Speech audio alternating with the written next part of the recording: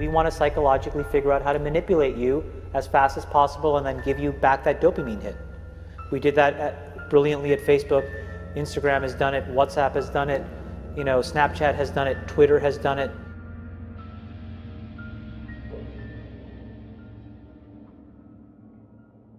Tell us, I love that analogy you made on 60 Minutes about the slot machine. Yep. That the phone is really a slot machine, and every time people are checking, they want to get some sort of goose. I mean, it's built into our brains a variable schedule reward. So if you pull a lever and sometimes you get a reward and sometimes you don't, sometimes you get a reward like you're invited to the Bill Maher show, and sometimes you pull your lever and you get a newsletter on an email you want to throw away, it makes it addictive. And so everything about our phone accidentally becomes a slot machine because it could be a text message from someone you love or it could be nothing.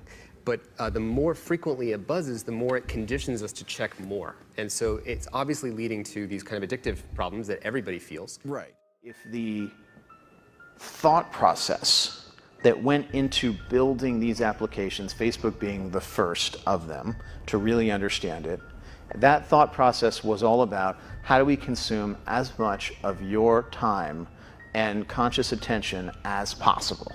And that means that we need to sort of give you a little dopamine hit every once in a while because someone liked or commented on a photo or a post or whatever. And that's going to get you to contribute more content, and that's going to get you, more likes and comments. I mean, it's a social validation feedback loop that it's like it's exactly the kind of thing that a hacker like myself would come up with, because you're exploiting a vulnerability in human psychology.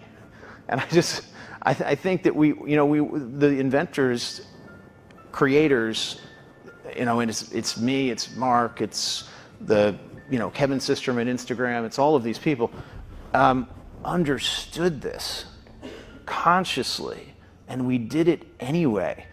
What are some examples of apps that people use on a pretty regular basis, and the ways that these companies are drawing this in? Have you noticed, if you ever log into Twitter as an example, so there's an extra delay that you don't know how long it's going to take. It's between 2 and 3 seconds, where the number of new notifications on Twitter you have. So why is that there? Well, it makes that into what's called a variable schedule reward. It's like a slot machine. So you're playing the slot machine, and there's a time delay, and in that time delay, your anticipation's building, and then you get to see how many notifications I get. And so you become more addicted to checking it again the next time.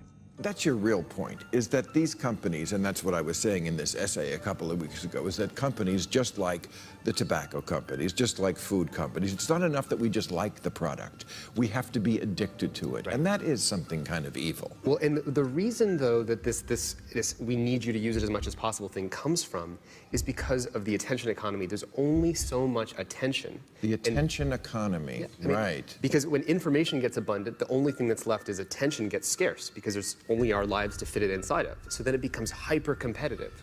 And the reason people are stupider, to your point, is because they don't read anymore. And the reason they don't read, there's no time. Yep. Because they're doing this bullshit. Anyone who uses social media might admit it can be hard to tear yourself away. Now the former head of Facebook says that's exactly what the founders intended. And like the site he helped create, this morning, he has our attention. The 38-year-old mogul admits he, along with other pioneers of social media, knew what they were doing. We understood this consciously, and we did it anyway.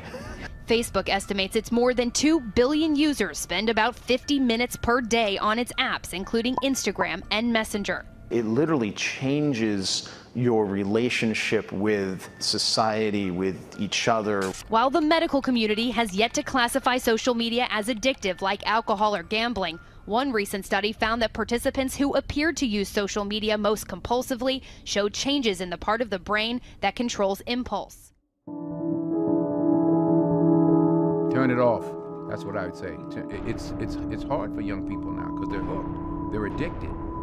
If you don't think you're addicted, and I'm talking about anyone, from the highest to the lowest, if you don't think you're addicted, then see if you can turn it off for a week. It got quiet in here, didn't it? Didn't it get real quiet? It's a tool, so we should use it. God has blessed us with free will.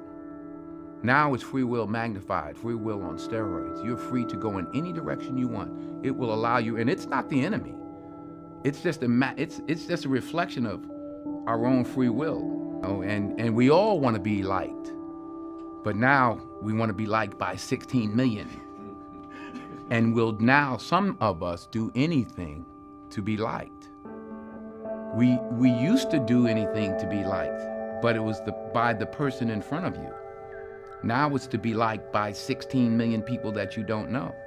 We have to ask ourselves, what is the long-term, if not the short-term effect of too much information? People like to share. After all, we are social animals. But somehow the age of social media has got us sharing more and more, no matter how uninteresting it might be.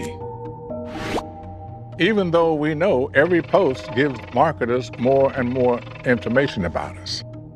So why do we do it? And could we stop ourselves even if we try?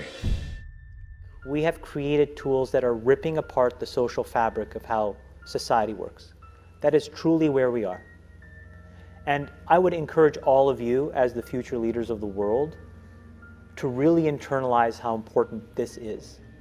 If you feed the beast, that beast will destroy you. If you push back on it, we have a chance to control it and rein it in. And it is a point in time where people need to hard break from some of these tools and the things that you rely on. The short-term dopamine-driven feedback loops that we have created are destroying how society works. No civil discourse, no cooperation, misinformation, mistruth. And it's not an American problem. This is not about Russian ads. This is a global problem. Today, wherever we go, we're inevitably surrounded by fellow citizens staring into their phones, as we usually are too. So the goal is to keep us on our devices longer. Why? For any company whose business model is advertising or engagement-based advertising, meaning they care about the amount of time someone spends on the product, they make more money the more time people spend. So the game becomes, how can I throw different persuasive techniques to get people to stay, to spend as long as possible, and to come back tomorrow? Today we live in a world now where it is easy to confuse truth and popularity. And you can use money to amplify whatever you believe and get people to believe that what is popular is now truthful and what is not popular may not be truthful. And the reality is now I can take money and I can use that through all of these social media systems that exist to hundreds of millions of people, and I can convince all of Joe's friends and everybody like him of my opinion in very subtle and small ways. And he can do the same to me. We can do that about vaccines. We can do that about gay rights. We can do that about bathroom laws. We can do that about Roy Moore. And so I think the question we have to ask ourselves is, how do we live in a world where this is now possible? So how do we prevent social media from not being a delivery system for fake news? Because Hillary Clinton was out talking about this week. She said the other side was using content that was just flat out false and delivering it in a very personalized way. Yeah. If you look at Facebook, the vast majority of the news items posted were fake. What do we do about this? Well, I mean, so the thing is, there's this myth that technology is neutral, that it's up to us to choose how we use it. Therefore, these platforms are not responsible. It is not true. Because not true, because right. These companies, not because they're evil, but they need to get as much attention as possible. They're evil. So if something that is sensational, something is sensational, they have to show you the sensational thing that gets more attention than if they showed you complex things that got less attention. They have to, and anybody who runs a website or knows this. What all of these systems do, every single one, is it exploits our own natural tendencies in human beings to get and want feedback. And that feedback, chemically speaking, is the release of dopamine in your brain. And so what these feedback loops do, and they exist everywhere, in Call of Duty, in other video games, in social networking sites, they get you to react. And I think that if you get too desensitized and you need it over and over and over again, then you become actually detached from the world in which you live. You become callous, you become crude. And you not live tuned in into front of your things. screen.